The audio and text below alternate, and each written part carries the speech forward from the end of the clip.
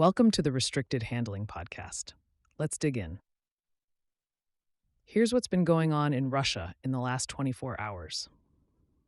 We start in the Middle East because the geopolitical tectonic plates shifted in a very real way this weekend.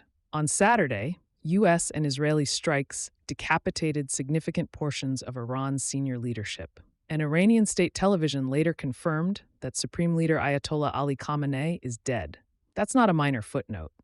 That's a regime-defining event. Russia reacted quickly, rhetorically.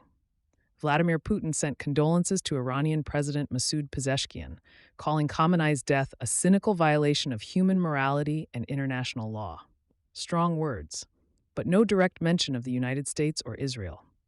The Russian Foreign Ministry condemned the strikes as premeditated aggression and warned of humanitarian and even radiological consequences. But here's what's interesting. For all the talk of strategic partnership, and remember, Moscow and Tehran signed one just last year, there has been zero indication of material Russian support. No deployments, no operational backing, just statements. And that tells you something, because Iran has supplied Russia with more than 57,000 Shahed-type drones over the course of the Ukraine war, according to President Volodymyr Zelensky. 57,000. Those drones have hammered Ukrainian energy infrastructure and cities for years. Now, when Tehran takes a direct hit at the top, Moscow offers sympathy and a press release. That's not exactly ride-or-die energy. Meanwhile, Iran didn't waste time responding. Revolutionary Guard-linked communications reportedly told ships in the Strait of Hormuz to turn around. Iranian state television aired footage of a tanker burning in the strait, claiming it was struck while attempting to pass illegally. Whether that's confirmed or not, the message is clear. They're willing to squeeze the artery of global energy. Remember, roughly a quarter of the world's seaborne oil passes through Hormuz. If that corridor gets disrupted, markets move fast. Which brings us to OPEC+.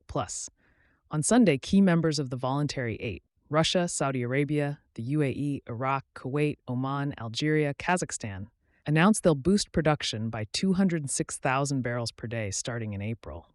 That's more than analysts were expecting. It's framed as market stability. It's also very clearly happening in the shadow of potential Gulf disruption. Now here's the quiet subplot. Higher oil prices benefit Russia. Moscow's war machine runs on energy revenue. If Hormuz instability spikes prices, Russia could see short-term fiscal breathing room, even as one of its closest partners is destabilized. Geopolitics is messy like that. Back to Ukraine. Zelensky said the next round of peace talks involving the U.S., Russia, and Ukraine depends on the security situation in the Middle East. Talks were tentatively expected in Abu Dhabi in early March, but the UAE is now under pressure from Iranian retaliation. So timing and location are up in the air. More interesting, Kyiv's chief of staff, Kirilo Budanov, said Russia signaled during Geneva talks that it would accept U.S. proposed post-war security guarantees for Ukraine. That's a big statement. Those guarantees reportedly involve U.S. and European commitments to respond if Russia attacks again after a deal. Moscow hasn't agreed to a Zelensky-Putin summit, but signaling openness to security guarantees is not nothing. It doesn't mean a deal is imminent. It does suggest Moscow may want to stabilize at least one front while the Middle East is on fire. And then the UK stepped in with something unexpected. Prime Minister Keir Starmer announced that Ukrainian air defense experts will help Gulf partners intercept Iranian drone attacks. That's a wild turn of events if you zoom out. Ukraine, which has spent 4 years defending against Iranian-designed drones used by Russia, is now exporting that expertise to protect Gulf states from Iranian drones. That's like learning to fight Mike Tyson and then getting hired to coach the next guy in the ring.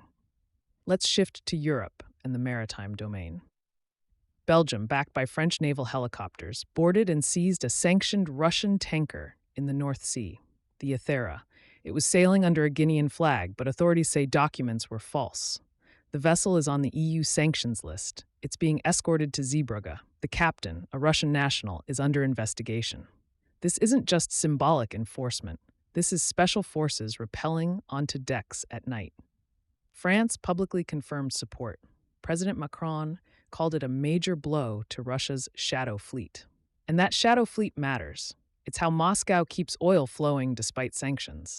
Aging tankers, opaque ownership, reflagging games, a kind of gray market maritime hustle that would make a Cold War intelligence officer nod approvingly. Now European states are physically interdicting them. Meanwhile, the war in Ukraine itself has intensified in the air. February saw Russia launch 288 missiles against Ukraine, the highest monthly total since at least early 2023. That's more than double January. Add to that 5,059 long-range drones in February alone. Zelensky said over the winter months, Russia launched more than 14,600 guided aerial bombs, 738 missiles, and nearly 19,000 attack drones. On February 27th, Russian aviation dropped a record 328 guided bombs in a single day. Su-34 aircraft launching UMPK glide bombs from standoff distances beyond much of Ukraine's air defense coverage. It's brute force air pressure. Ukraine isn't sitting idle.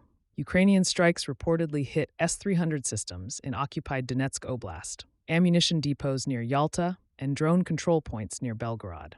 On March 2nd, Ukrainian drones struck the Shashkaris oil loading terminal in Novorossiysk, a key Black Sea export hub. Fire broke out at the facility. That's strategic targeting of energy infrastructure tied directly to Russian revenue. And inside Russia, the security services are in full counter-sabotage mode. The FSB announced it dismantled over 100 alleged Ukrainian-linked communication channels across 43 regions, more than 200 suspects detained, roughly 200 SIM boxes, and over 54,000 SIM cards seized. Authorities say the networks were used for sabotage recruitment, bomb threats, and fraud. That narrative is important domestically. It reinforces the idea that Russia is under constant hybrid attack. It also coincides with increased criticism of Telegram by Russian officials, who accuse the platform of facilitating illegal services and foreign intelligence access. File transfer speeds have reportedly been throttled. And just as a side note that tells you something about internal Russian dynamics, former Deputy Defense Minister Timur Ivanov, currently serving a 13-year sentence for embezzlement, asked to be deployed to the war zone. The military registration office said no.